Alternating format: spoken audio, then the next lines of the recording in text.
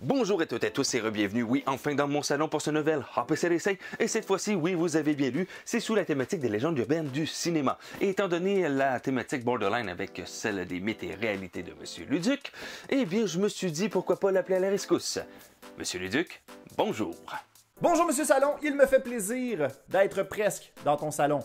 Ouais, c'est un peu bizarre, étant donné que tu aurais pu être ici avec moi ou j'aurais pu être chez vous avec toi, normalement, hein? Mais bref, je suis très content que tu aies dit oui à cette invitation et je t'en remercie. Et là, j'en entends déjà hurler. Ouais, mais là, le fossoyeur du film a déjà fait le concept avec Oxalot. Oui, je les connais aussi, je vous rassure, et c'est pour ça que j'ai mis une petite carte vers leur vidéo. Et les plus rapides d'entre vous ont déjà compris qu'on va pas parler des mêmes légendes urbaines que dans la vidéo du fossoyeur avec Axolot. Hein, ça serait comme pas logique. Et puis, c'est toujours même pas ma faute si ma chaîne parle entre autres de cinéma et celle de Luduc entre autres de mythes. Voilà. Alors oui, mes amis, effectivement, aujourd'hui on plonge dans un bassin rempli de mythes et légendes urbaines du cinéma américain avec Monsieur Luduc. Oh que oui! Dans mon salon, dans mon salon, dans mon salon, dans mon salon, dans mon salon, dans mon salon, dans mon salon, dans mon salon,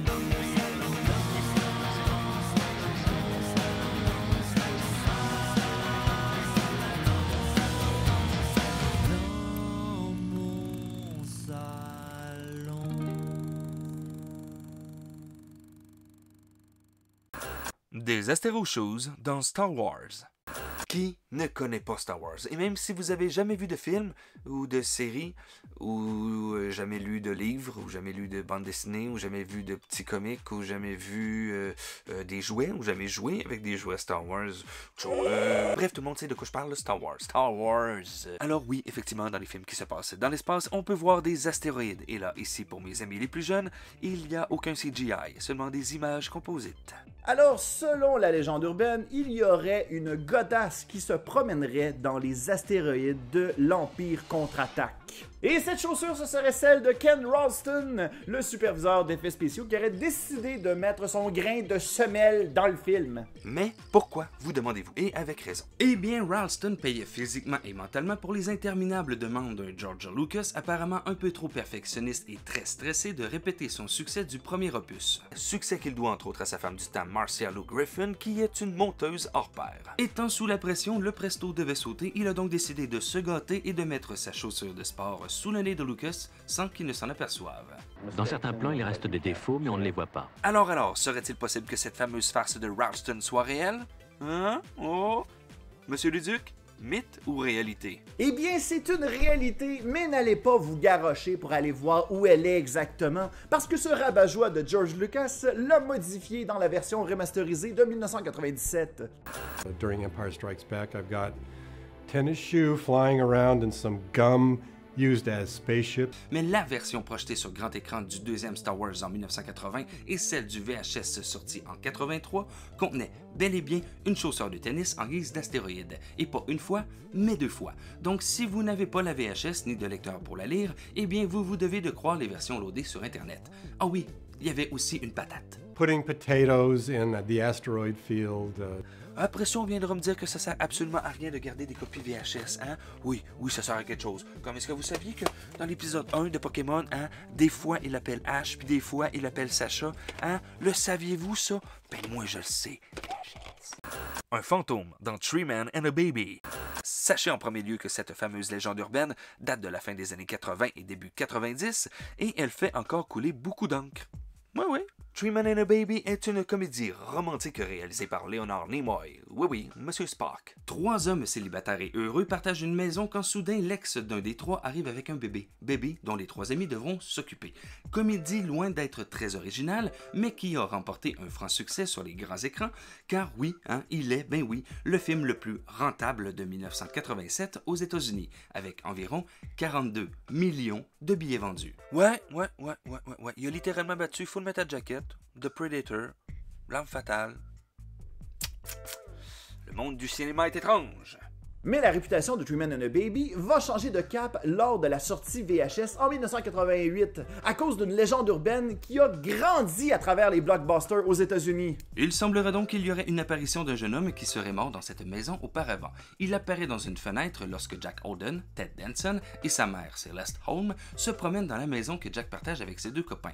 Selon les rumeurs, la maison utilisée pour le tournage aurait été témoin d'un accident malheureux impliquant une arme de chasse et un jeune garçon. Suite au malheureux accident, la mère a donc vendu sa maison et c'est Touchstone qui en ont fait l'acquisition afin d'y faire ses tournages. En voyant la silhouette de son fils, la mère a tenté de poursuivre le studio après qu'elle ait demandé poliment à ceux-ci de l'enlever, mais en vain. Elle a même fait le tour de divers programmes télévisés ainsi que des magazines d'actualité, mais ce sans résultat. Alors, amis, gens, cinéphiles et spectateurs, mythe ou réalité? Luduc? Eh bien, c'est un mythe! Ainsi que toute l'histoire qui a été racontée, la mère qui poursuit le studio, l'enfant mort, tout ça c'est faux! Tout ça c'est faux! Comprenons-nous bien, en 1988, on commençait à peine à pouvoir accéder aux films directement chez soi. Internet n'existait pas encore à la maison et les revues ou les émissions spécialisées dans le cinéma parlaient très peu des coquilles présentes dans les films. On peut donc facilement comprendre pourquoi la fameuse rumeur du jeune garçon fantomatique est si bien marchée. Mais aujourd'hui, il suffit de faire quelques petites recherches pour lever le mystère sur ce sympathique fantôme. La forme humaine est en fait une découpe en carton représentant le personnage de Ted Danson, Jack, jouant dans une publicité pour de la nourriture pour chiens, partie du scénario qui n'est pas vraiment présent dans le film. C'est donc un stand-in. Comme Ron, c'est un stand-in. Et non pas l'apparition d'un fantôme d'un enfant tué dans la maison lors d'un tournage, comme le précise cette fameuse légende. Parce que bon, disons-le, de toute façon, ce n'est pas une vraie maison qui a été utilisée pour cette scène, mais bel et bien un plateau au Pinewood Toronto Studios. Mais les légendes urbaines sont parfois très tough. Il y a même des gens qui disent que la personne du marketing reliée au studio Touchstone aurait tout orchestré cela afin de pouvoir augmenter la vente et la location de VHS. Mais je dois quand même rajouter une petite couche d'étrangeté ici. Regardons la scène à nouveau. Non, attends là. Avez-vous remarqué que dans l'allée de la caméra vers le berceau, il n'y a aucune, je dis bien aucune silhouette dans la fenêtre, ni rien d'autre pouvant s'apparenter à une silhouette humaine? Il y a bien ce petit morceau noir qui, selon les légendes, ressemblerait à un fusil de chasse à côté vers le bas, mais sinon à rien. Attends une minute là, Frank, là. Même Tom Selleck le dit dans une entrevue à Jimmy Fallon. I thought it was always like a poster, a full-size poster that had been knocked over. Yeah. That was my theory. It actually is. It is a cardboard cutout of Ted Danson. Donc, les fantômes, ça n'existe pas. M'énerve. Sylvester Stallone dans un film pornographique. Ce bon vieux Sly. You're calling me a turkey? Comme bien des artistes au début de leur carrière, Stallone l'a dur, très dur. Il peine à se loger et à manger, il cherche sans relâche des emplois dans le milieu, mais rien n'y fait. Et c'est ainsi qu'un jour, M. Stallone est tanné de ne pas manger. Il va donc piler sur son orgueil, va passer des auditions pour des rôles qui lui tentent absolument pas, et pif paf pouf, effectivement, il décroche un rôle dans l'industrie du 3X. Sylvester Stallone serait apparu dans le film Party at Kitty and Studs, une œuvre pornographique soft qui serait apparue en 1970 et l'acteur aurait même gagné 200$ pour son rôle. Alors, Monsieur Luduc, mythe ou réalité? Eh bien, c'est une réalité. Au fait qu'il assume ce film ou non, Sylvester a bien fait partie du film Party at Kitty and Studs. Car oui, effectivement, Stallone a toujours clamé qu'il n'avait jamais participé aux scènes de sexe réelles. Il a toujours dit que c'était un autre acteur qui avait été engagé pour ça. Mais malheureusement pour lui, son nom apparaissait dans le film. Et les producteurs s'en sont donc donnés à cœur joie lorsque Stallone a eu fini de grimper les échelons 6 ans plus tard avec Rocky. Et il y a eu donc un nouveau montage, une nouvelle jaquette, de nouvelles publicités, ainsi qu'un nouvel intro, et le titre est devenu The Italian Stallion. Cependant, je dois souligner le fait que pour un film ayant un budget de 5000 $, accepter de voir partir 200 $ pour un acteur qui fait la moitié de la job, je trouve ça, disons, pas très cohérent niveau budget. Il y a donc ici probablement quelqu'un qui ment. Est-ce qu'on le sait qui? Non. A-t-on des doutes? Oui. Et on saura jamais si Stallone a fait semblant ou pas. Non, à vrai dire, c'est mieux de même finalement. La femme du futur présente dans les bonus du film The Circus de Charlie Chaplin en 1928. C'est en 2010 que le cinéaste irlandais George Clark s'est interrogé sur ce qu'il voyait lorsqu'il a tout bonnement décidé de visionner les bonus du film de The Circus de Charlie Chaplin, sorti en 1928. Si vous avez de la mémoire et que vous étiez présent sur les internets en 2010, eh bien vous devriez vous souvenir de ce buzz. Monsieur Clark a ni plus ni moins découvert un potentiel voyageur du temps grâce à un anachronisme, une vieille dame suspendue à son téléphone cellulaire. Cette vidéo bonus montre en fait les images de la première de The Circus de Charlie Chaplin se tenant au Chinese Theatre à Hollywood en 1928. Et puis là, perdu au milieu des statues d'animaux temporairement érigées à l'extérieur du théâtre pour représenter les animaux du cercle dans le film, la caméra capte ces images très étranges. Cette dame, d'un certain âge, ayant la main portée à l'oreille, se retournant vers la caméra et là juste avant que le montage en fading la fasse disparaître, on peut distinguer clairement qu'elle est en pleine conversation avec ce qu'elle tient dans la main. Bref, aurions-nous droit ici à une voyageuse du temps en pleine conversation avec son cellulaire? Le duc, mythe ou réalité? Eh bien, c'est un mythe! Hein? Écoutez, mesdames et messieurs, on parle ici de voyage dans le temps. C'est pas John Titor, là, c'est une vieille madame. Selon de ce que j'ai pu comprendre, il n'y a aucun expert qui s'est vraiment penché sur cette question, sur ne serait-ce que la petite séquence de vidéo qu'on voit un peu partout sur Internet. Là. Il n'y a aucun expert qui a certifié que oui, ce qu'on voit, c'est bel et bien ce qu'on voit. Mais on voit quoi, en fait? Donc, pour l'instant, on ne peut pas vraiment savoir si la femme au téléphone a été délibérément insérée dans les plans avec des effets spéciaux par l'équipe du remastering du DVD. Et c'était pas comme si l'histoire nous avait pas montré un tas d'animateurs qui s'étaient amusés à mettre des images subliminales dans les films, voyons. Oh, I just love takeoffs.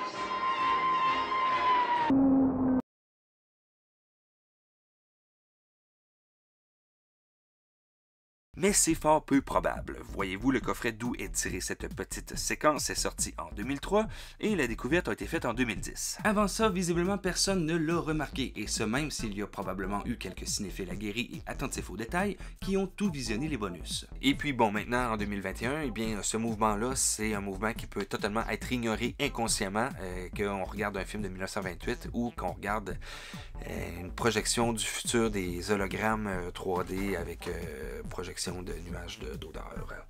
Ça existe? Non? OK. Mais avec tout ceci, qu'est-ce qu'elle tient dans la main? Elle tient quoi? Ben justement, c'est ça, c'est que selon mes tribulations sur Internet et selon ce que je vois, c'est pas tout le monde qui voit ça. Certains la voient tenir son chapeau, d'autres pensent qu'elle cache simplement son visage, d'autres parlent d'un coquillage, certains ne voient même pas où est le débat car ils ne voient absolument rien dans sa main. L'explication la plus logique serait simplement que cette vieille dame tiendrait dans ses mains un vieux sonotone. Et oui, c'est bel et bien à partir de 1929 que les premiers sonotones à batterie sont apparus et mis à disposition des gens un peu plus fortunés. Je dis ça car visiblement la dame a des vêtements et un chapeau qui laisse supposer un rang social assez élevé, donc qui aurait supposément les moyens de se payer par exemple un Western électrique modèle 34A, dont les dimensions pourraient ressembler à ce qu'elle tient, supposément. Mais ça, c'est si elle tient quelque chose. Mais là, si elle tient ce type de sonotone dans les mains, eh bien, je dois souligner qu'elle l'utilise à des fins très personnelles, étant donné qu'elle parle dans l'espèce de cornet, comme on appelle. Donc, elle se parle à soi-même. Bref, une histoire dont on ne saura jamais la vraie réalité réelle, tout comme l'histoire du cellulaire de Gertrude Jones.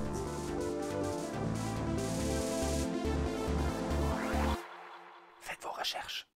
Voilà, amis cinéphiles et membres de la communauté du salon, c'est déjà tout pour ce nouvel APCDC traitant des mythes et légendes urbaines du cinéma, et je tiens énormément à remercier Monsieur le Duc pour sa participation à cette émission.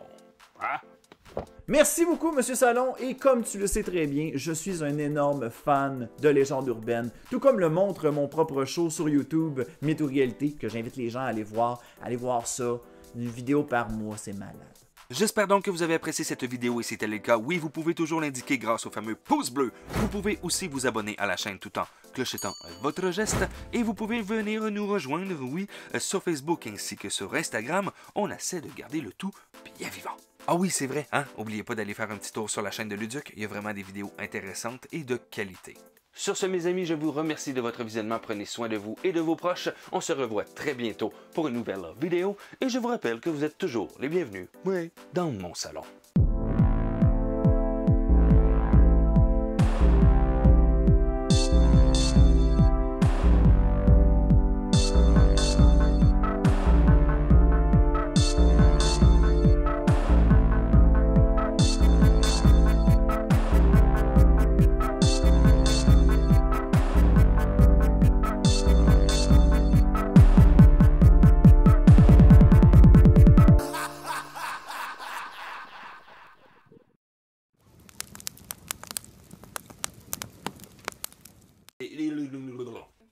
c'est pas grave.